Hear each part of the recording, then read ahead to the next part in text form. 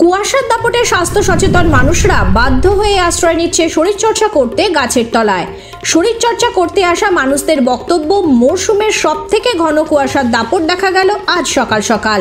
তাই এই কুয়াশার মধ্যেও নিজেদের শরীরকে সুস্থ রাখার জন্য মাঠে এসে বিভিন্ন রকম শরীরচর্চা করতে দেখা গেল।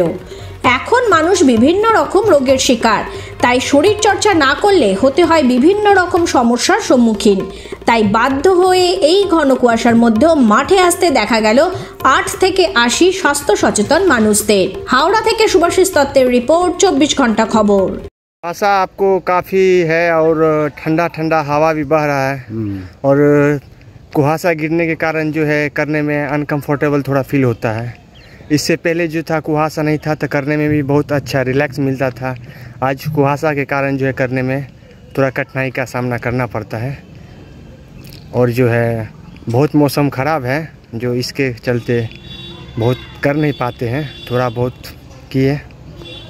आज का पहला कुहासा गिरा ना मौसम जी, आज का जो है पहला कुहासा गिरा।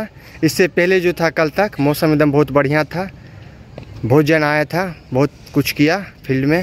आज बहुत जन कम भी आए हैं और जो है मौसम आज काफ़ी ख़राब है। फर्स्ट कुहासा है इस मौसम का। हाँ, आपका नाम?